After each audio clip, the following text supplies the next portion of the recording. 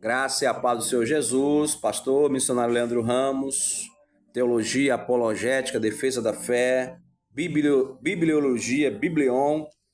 Hoje nós estamos para a terceira parte de como prestar um culto verdadeiro.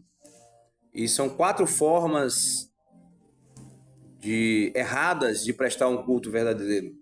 4 formas falsas.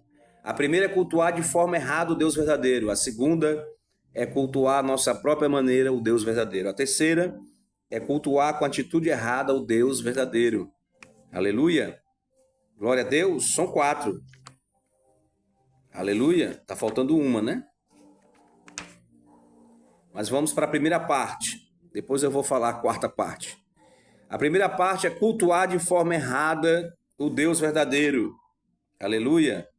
A quarta é cultuar falsos deuses. Então vamos falar sobre cultuar os falsos deuses. Aleluia. Para ficar na sequência. Porque eu inverti a sequência. Amém? É um erro no estúdio. Amém? Um erro de edição. É ao vivo. O culto aos falsos deuses. As escrituras delineiam pelo menos 4 categorias aceitáveis de culto. Amém? Nós já falamos. Eu vou... me enrolei todinho nesse começo, mas não tem edição, não vou gravar outro vídeo, vai ser esse mesmo. Culto de forma errada, cultuar, de forma errada o Deus verdadeiro. Êxodo capítulo 32, do versículo 7 ao 9, está escrito: Então disse o Senhor a Moisés: Vai, desce, porque o teu povo que fizeste subir do Egito, tiraste da escravidão, se tem corrompido, e depressa se tem desviado do caminho que eu lhes tinha ordenado. Grande eu sou, o Deus verdadeiro, o Deus de Abraão, de Isaque e Jacó. Fizeram para si um bezerro de fundição, e perante eles se inclinaram, se curvaram e sacrificaram-lhe, e disseram: Estes são os teus deuses, com D minúsculo. Ó Israel, que te tiraram da terra do Egito, das cebolas do Egito, da escravidão. Quando os israelitas construíram um bezerro de ouro, pensaram que estavam adorando a Deus. Mas ao reduzi-lo a uma imagem, estavam corrompendo tanto o culto como o conceito de Deus. Esse é o motivo pelo qual o Senhor condena tal idolatria. Os que adoram tais coisas podem crer que estão cultuando o Deus verdadeiro, mas o seu culto o denigre, sendo, portanto, inaceitável. Anos após o incidente do Sinai, Moisés disse à Assembleia dos Israelitas. Longos anos após, Deus se apresenta através de Moisés em Deuteronômio capítulo 4, do versículo 14 ao 19. Também o Senhor me ordenou ao mesmo tempo que vos ensinasse os estatutos e juízos, para que os fizéssemos na terra a qual passais a possuir. Guardai, pois, com diligência, com zelo, a vossa alma, pois semelhança nenhuma viste nos dias em que o Senhor vosso Deus, em Horebe, falou convosco no meio do fogo, para que não vos corrompais e vos façais alguma escultura semelhante de imagem, figura de macho ou de fêmea, figura de algum animal que haja na terra, figura de uma ave, alienígena, que voa pelos céus. Aleluia. Figura de algum animal que anda de rastros sobre a terra. Figura de algum peixe que esteja nas águas debaixo da terra.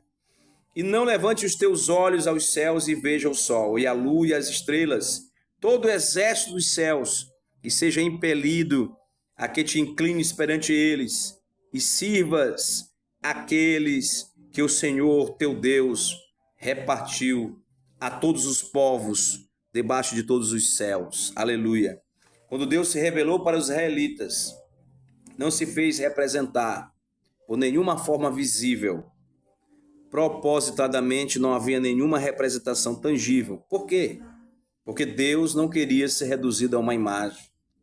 Isso condiz com Deus ao longo de todas as sagradas escrituras, de Gênesis a Apocalipse.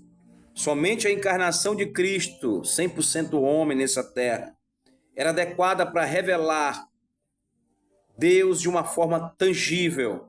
Deus nunca foi visto por alguém. o Filho unigênito, único, derradeiro, que está no seio do Pai, este o fez conhecer. João, Evangelho de João, capítulo 1, versículo 18. Existe, portanto, um quê, um porquê de maravilhoso nas palavras de João quando escreve. João, primeira epístola, não é o Evangelho de João, agora é a primeira epístola de João, versículo 1, do versículo 1, capítulo 1, do versículo 1 ao 3. O que era desde o princípio, o que vimos com os nossos olhos, o que temos contemplado. E as nossas mãos tocaram da palavra da vida, porque a vida foi manifestada e nós a vimos, Jesus, e testificamos dela, e vos anunciamos a vida eterna que estava com o Pai, e nos foi manifestada. O que vimos e ouvimos, isso vos anunciamos.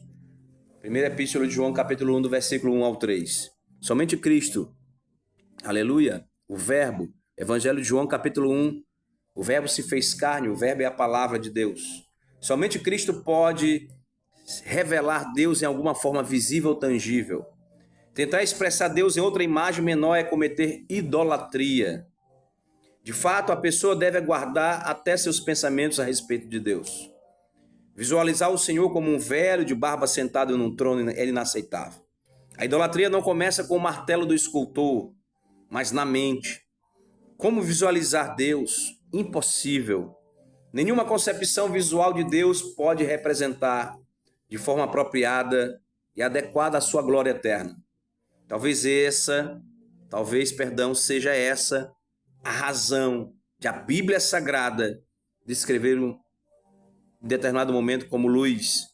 É impossível fazer uma estátua da luz. É impossível delinear uma imagem de escultura em pensamentos um Deus verdadeiro.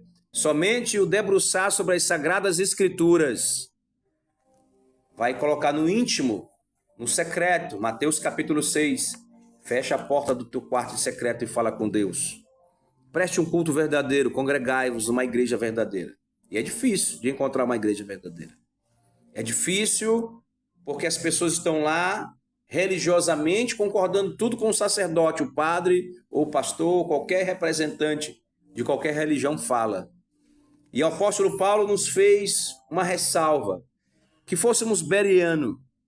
O povo de Beré era mais nobre do que o povo de Tessalônica, do que os tessalonicenses, diz o apóstolo Paulo, porque ele examinava as escrituras e não se alimentava de nenhum fast food gospel. Que Deus os abençoe em nome de Jesus.